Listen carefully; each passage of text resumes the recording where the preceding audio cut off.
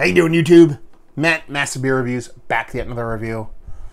It's bourbon barrel aged anytime, baby, in the form of their bourbon barrel aged stout. This is not my first bourbon barrel aged beer, or barrel aged beer, I should say, from Jenny.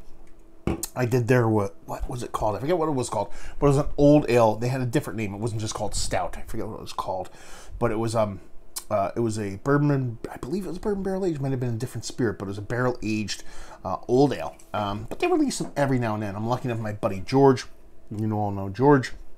He gets up Rochester way quite a bit, so he ended up picking this up for me. Brought it back to me. I'm reviewing it. It's called Science, baby. As far as what it says in here, Genesee Pilot Batch Brewhouse Bourbon Barrel Aged Stout. In the back it says, this stout has been going, aging for 9 months in Kentucky bourbon barrels. While it's easy to wait for it, Dean knew we should come a day when it would be perfect. What wasn't easy to wait, I should say. That day is today. The stout is a silky smooth with noticeable roasty notes and coffee-like characteristics, or characters typical of the style. During this time in the barrel, the beer acquired sublime hints of bourbon, vanilla, and oak. Oh, a little bit modest. They go on the whole kind of ingredient thing here. You got 2-row wheat, Munich Victory, chocolate, and roasted malts. Only hops are Goldings, Kent Goldings, and 9 months in Kentucky bourbon barrels. Only 6% alcohol by volume. Okay, that's a little bit of a surprise. Didn't expect that one. There you go. It's pretty much what they do with their kind of sticker can pallet batch labels. So let's give it a whirl. Yeah, I didn't even, you know me, I don't do the research or any of that kind of stuff going into it, and I just assumed it would be a bigger beer, but you're talking about a 6%, 9 months in a barrel, 6% bourbon barrel aged stout. Yeah, index finger, infinite creaminess. Look at that. Super creamy, infinitely chocolatey, malted malt ball, maybe just north of that color-wise. You could sleep on the top of that thing. It's so creamy. And she's got a rich darkness to her. Definitely looks bigger than a 6% beer. Let's get a nose. Huge roasted. It's not even coffee.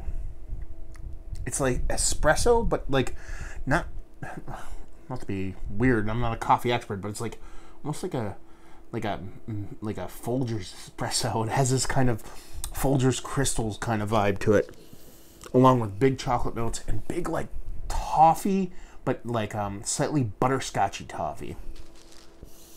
Yeah, a little bit of butterscotch Werther original toffee. So I'm getting that vanilla in there. I'm getting that sweet chocolate. I'm getting a bit of that bourbon in there, but it's coming off very kind of butterscotch toffee like, along with a big, huge kind of rich roasted, like I said, kind of weird Folgers-y crystals kind of coffee component.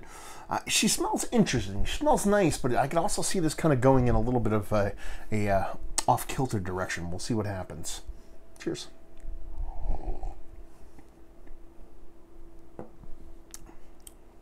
Okay, it's not too bad. It actually comes off, because they make this salted, I believe they make the salted caramel porter. It has that kind of caramel vibe to it. A little bit of that slightly syrupy, slightly adjunct syrup addition to it. That's the way kind of that, I was talking about that kind of Folgers-y crystals, coffee with a little bit of caramel going on, and that little bit of butterscotch. It's almost like it's a little bit synthetic. Body's quite nice. Super creamy, super fluffy. It reminds me way more of like a creamy, fluffy porter than an actual stout itself. But if we're going to lean in the south direction, I could definitely see it kind of coming off as more of kind of like a exporty kind of stout. But it's, I mean, it's not hitting a lot of bells as far as impact and flavor. You're talking about a bourbon barrel aged imperial stout, but at the same time it's 6%. But so I wasn't really expecting the world here. Yeah, the nose is way more interesting than the taste. Yeah, it's just soft sweetness, soft caramel with a little bit of that butterscotch vibes. Nice vanilla, a little bit of soft oakiness, nothing too crazy. And the bourbon's not really boozy. You just get almost that kind of vanilla with a little bit, if you're hurting for it or searching for it, kind of a little bit of cherry, but nothing much there. Yeah, it just tastes a little bit too... It tastes like the beer's too small for a barrel. But the barrel's not coming out like super in your face in the beer. You're getting that overt sweetness, but like I said, that's coming off a little bit kind of synthetic. It's a weird one. I'm not going to sit here and say I absolutely 100% dislike the beer, but I expected more. The ABV, the shock of the ABV, reading off the back right before I drank it, kind of like puts it into a little bit of perspective. Being that, 9 months in a barrel of 6% beer, it's kind of hard to live up. But the thing is, I expected then to get a big, huge barrel character or a big, huge kind of bourbon note. And what I'm getting is this kind of synthetic-y caramel vibe that I feel like is coming from something other than that barrel, which is kind of poopy. I dug the old ale. I think it's nice. I like a lot of what Jenny does. I mean, Jenny Cream is one of my favorite beers of all time. Their variants they've done on that have been quite nice. And this one just a little bit too kind of disjointed for me to kind of get all hot and bothered about. So, but really a disappointment. I was kind of going in this expecting a ton. Maybe that's my my flaw, preconceived notion. But yeah, it's interesting. It's worth a taste, especially if you can find it on draft. But man, I wish this was like a double-digit beer that I spent a little bit more time in the barrel, see where it came from there. I'm curious to see. I mean, they have the ingredients on here, so I'm assuming they didn't add anything to it, but it does have that butterscotch vibe. I don't think it's a negative off-flavor butterscotch thing. I think it's more of an additive thing. That's the way I'm taking it, so take that for what it's worth. But yeah, it's kind of a meh.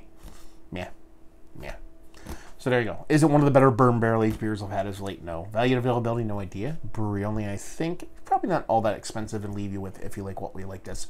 If you like the salted caramel porter, but you want something more in the stout variety, not as sweet. It is a little bit sweet, but something over the top. Again, I love that Jenny takes cuts like this. So keep taking those cuts, Jenny. Keep putting them out there. I think you'll have more hits than misses. This one just leaves me a little bit wanting. So there you go. Another review in the books.